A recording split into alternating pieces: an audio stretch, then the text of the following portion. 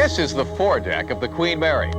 Hi, I'm Chuck Henry. You know, this ship has had a long and fascinating history, but it's also had a few secrets. We hope to share some of them with you tonight.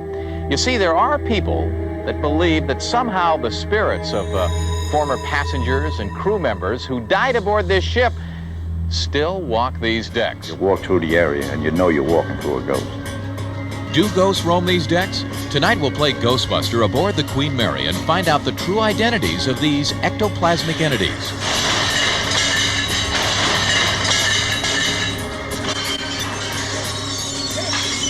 Welcome to the haunted Queen Mary.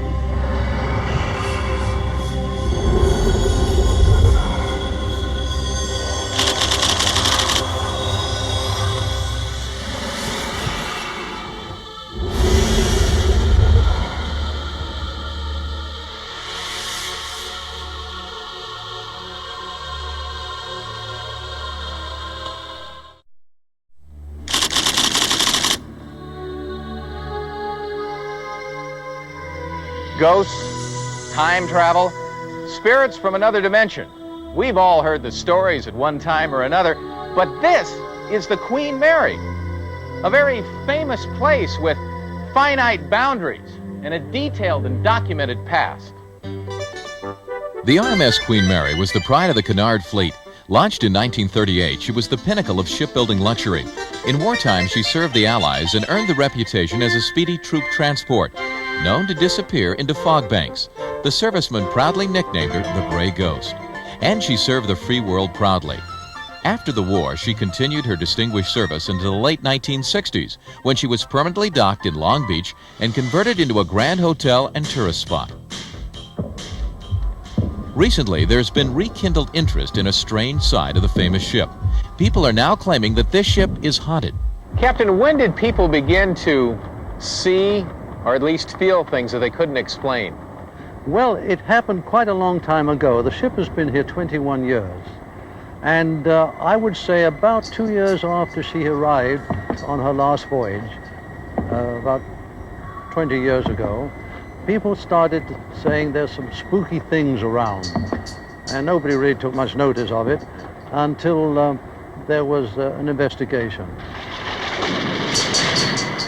Our initial findings concluded that whereas research was random and scattered, stories of ghosts and paranormal events run rampant. Case in point, grill cook Ellie Wilson. I've seen cakes of plate fly clear across the room and bust right in the middle of the floor. I was behind there cooking breakfast. He just lifted up in the air and flung himself clear across the room and bow. About 3 of them.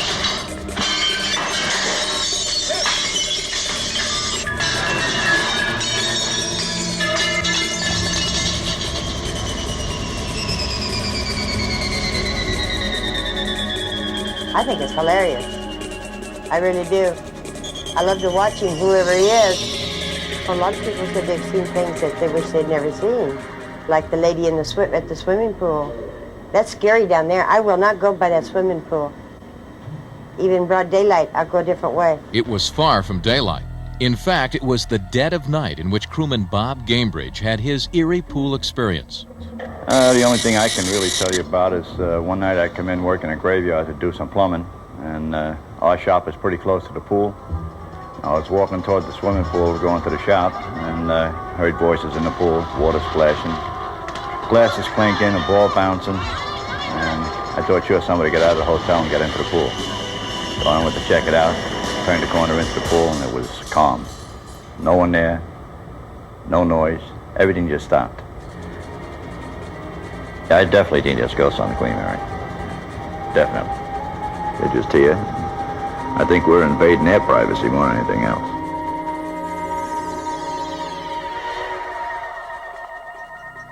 We're up a few decks from the swimming pool on the promenade deck. We're here in this restaurant. A waitress had her own unexplainable encounter. It was early in the morning. It was a December day. It was quite cold. We weren't very busy. I went over to the middle of the dining room. There was a lady sitting there. I can't remember if I asked her if she wanted coffee or I just gave her the coffee. She was dressed in late afternoon cocktail type clothes, 1940s, hair was rolled back to the side of her head, very well manicured, no makeup, very plain. I remember I was fascinated with her attire for that time of day because she didn't have a coat or anything, and it was very cold. And I remember looking at her a lot at the clothes because it was just something you just don't see. I went halfway down the dining room. I turned around to take another look at her from the back, and there was nothing there. She had totally disappeared. And that was a matter of 2 or 3 seconds. And there's no way out of the dining room other than through the front of the restaurant. I felt shaken. Really. Kind of mystified, you know. I'm not a believer in ghosts, or I'm not into anything like that. So for me, it would just really have to be something I saw with my own eyes in order to believe it.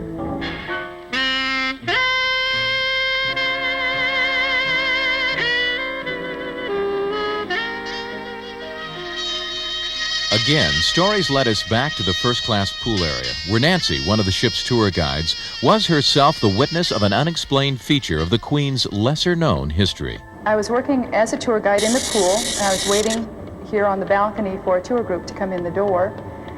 And I was alone in the pool at the time, and I glanced over to my right, and I saw an elderly woman. I was going to call security, thinking I had to get the woman out of here. So I glanced up to the phone. When I glanced back, I didn't see her any longer, so I went down the staircase and around the pillar, and she was gone. There wasn't any place for her to go.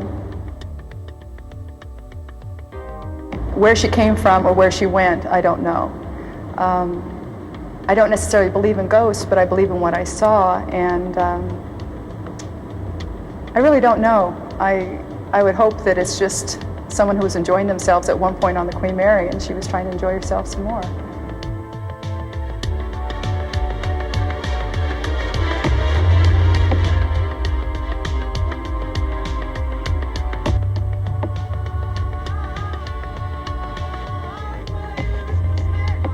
Stories of unsettling encounters with a mystical woman in a green dress are common. She's known to dance poolside and then suddenly vanish, leaving disturbed humans and bizarre wet footprints. Far from the safety of the decks above are the odd sightings down here in the engine room. More specifically, Shaft Alley.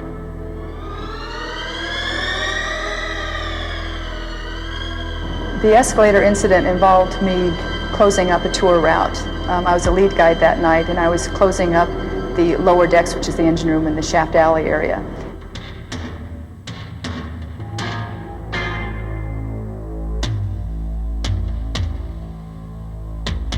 I was coming out of Shaft Alley. I was on the second escalator going up out of the area. I was about 2 steps from the top when thinking I was definitely the last person on the tour route, I felt a presence behind me, and I turned and saw a man standing on the step directly behind me.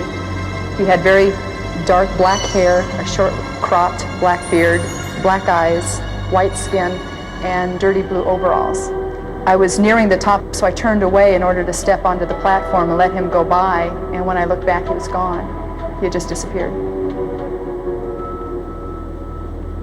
I definitely believe that it was a general consensus that there was something that couldn't be explained, and a lot of people have called them ghosts. I think that's evident in a lot of different stories. Some are similar, and I just don't know of any other explanation. Yeah, I think there's something here. We decided to investigate these ghost stories in much the same way a police department might.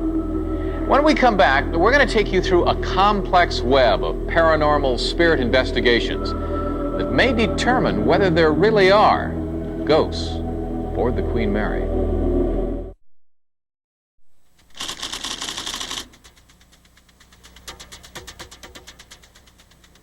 The upper decks of the Queen Mary gave way to inner secrets as our investigation process begins. A puzzle of coordinated efforts between electronic companies, research teams, composite artists, private detectives, and even psychics added to this complex network of ghost hunters. Along the way, we touched bases with Barry Taff. He was part of the original UCLA Paranormal Research Team who consulted with the filmmakers who produced the movies Poltergeist and The Entity. In my opinion, this is probably one of the most sophisticated efforts ever made to document visually and objectively the phenomena beyond reasonable doubt using the most advanced technology available. I mean, you're going to be using low light level video systems, a thermal imaging system, which is infrared.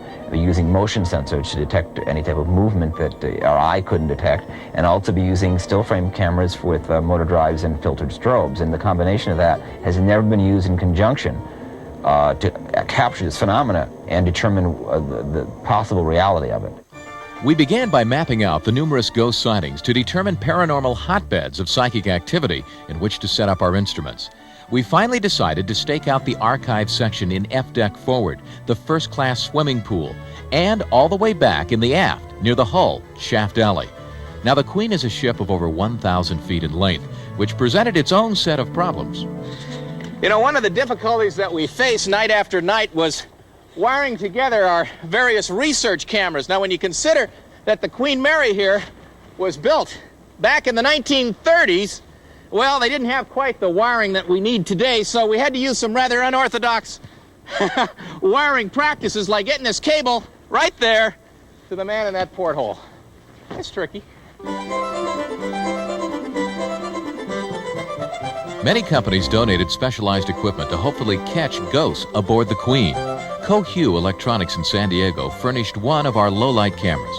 We have cameras that are used for medical research, microscopy, surveillance. We have cameras in the BART system up in Oakland. We have cameras in the NASA space shuttle. So we're not Ghostbusters, but we like to use our cameras and try to use them for what you might need. Well, it really goes back to, does a ghost emit light? Does a ghost reflect light? The energy involved or whatever, if it's really there. And we took the opinion that a ghost would, or a spirit entity would actually emit some sort of faint light. And what we needed to do was to get a camera, a tube, that would be sensitive enough to pick up that faint light. Don't let this black and white image fool you. I'm actually being photographed by a camera so sensitive it can see in near total darkness. This is just one of the many pieces of scientific equipment that we've brought aboard the Queen Mary in hopes of seeing a ghost. We began all-night ghost hunting stakeouts using passive and laser infrared, low-light, starlight, and broadcast television cameras, up to 4 units a night, all in hopes of recording a ghost on videotape. Each hour was tediously logged to ensure proper statistics if something bizarre were to happen. It was during this period that we invited private detective Phil Wallach to come aboard the Queen. Phil works for the Privacy Connection in the San Fernando Valley. He cased the locations of our ghost sightings to offer more logical explanations.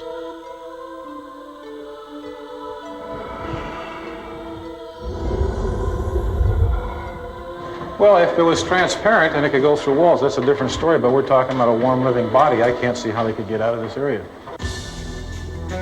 The daylight brought LA police composite artist Malin Coleman aboard.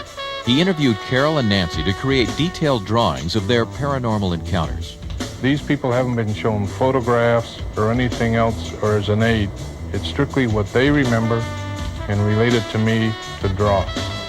I would believe that the drawings today would be just like drawings that I had done of somebody in the morgue or something, that they're having trouble identify that person, or even a wanted suspect. Artist Coleman completed composite drawings of ghosts sighted in the first-class swimming pool, Shaft Alley, and the Promenade Cafe. These drawings were turned over to our research team in hopes of matching up spirit identities with someone who might have died aboard the Queen Mary. Newspaper articles were found to be of little help during this period. They were too inaccurate. Instead, each death on the ship was tediously exposed by sifting through 30 years of logbooks and seaman registries, both here and in England. On another front, we discovered that occasionally police departments will use psychics and clairvoyants to solve difficult cases. Using the same logic, we brought the psychic Shar to the ship. He died in this room and he doesn't know he's dead. This guy here may be an example of an earthbound spirit. If somebody comes down to the Queen Mary with the right attitude, there is no doubt in my mind that they will experience some spirit, some feeling. It might just be a a tickle on their neck. It may just be a thought put in their head. But there is no doubt that they will feel the spirit. This is the master book of ghost research aboard the Queen Mary. In it contain our records of some 4 months of investigation and the notes we've taken on over 200 hours of videotaping, not to mention ship logs going back some 30 years. Quite frankly, in it all, we've uncovered some rather disturbing information. And in just a moment, we're going to open the book and expose some of the myths behind the hauntings aboard the Queen Mary. Is the Queen Mary haunted? Well, after months of paranormal investigation aboard the ship, this is our official record. And here's what we found. Electronic surveillance was a key element of INLA's ghost research. Our expert, Barry Taft, sifted through more than 200 hours of videotape, and he found what he believes to be a psychic phenomenon. Now, during the second week, we moved the camera over to the pool area, and once again, it is seeing what we cannot see because it's photographing in total darkness. This was at about 1:30 a.m. Let's take a look at it and describe for us what it is that we're seeing on the screen. There it is. It just happened right there. Right. We'll back that up. It seems to get, if you notice this part of the screen, light and then dark again. Right. There's a sort of bright and light, yeah. Almost the formation of a cumulus cloud structure that is luminous, as if it's emitting its own light, and there seems to be some type of dark and light texture to it. There's a possibility that what we might be seeing is some residual or vestigial image of what came before. Your classic haunt or ghost, which is what it is we're looking for. If it's not a freak reflection, then it's the most concrete evidence that we've turned up on the first-class pool. There is nothing to indicate that anyone ever died here. The only incident of note was a fall victim. A woman suffered head injuries. But even though no one actually died, some people have theorized that spirits are drawn here because of happy times while alive and cruising aboard the Queen. In Shaft Alley, Nancy, the tour guide, sighted a ghost. Our research uncovered some unsettling facts. For instance, watertight door number 13 was directly at the bottom of the escalator. In 1966, this automatic door crushed and killed Seaman John Petter. John Petter was from Skipton, Yorkshire, England. He was 18 years old when he died on only his second Atlantic crossing. We had Nancy's composite of the ghost. 3 months later, photos of John Petter arrived from both his family and the British Ministry of Transport. The photos look similar, but only Nancy, the eyewitness, could positively ID John Petter as the apparition. Let me show you another group of photos. These are also individuals who worked on the ship. Just go ahead and take a look at those and tell me if you see the man that you saw standing behind you on the escalator.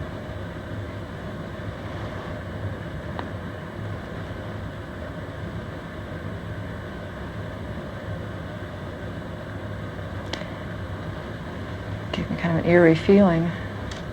Well, I would say out of all the people that all the pictures here, that this one looks the most like him. This is a seaman by the name of Petter. And in 1966, in the engine room where you saw the person, he was killed when he was crushed to death by a watertight door, door number 13, aboard the Queen Mary. In 1966.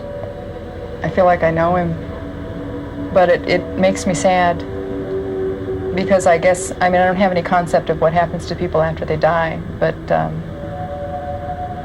fact that he's still earthbound or he's still bound here, that makes me sad that he didn't go on. But I truly believe that that's him.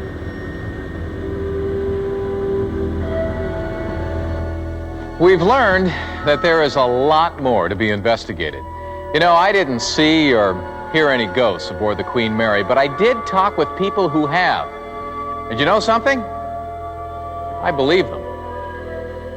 So now the question, what is it that we've accomplished?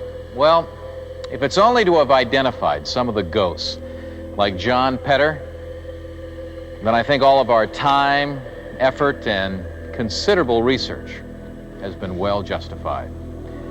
We'll be right back.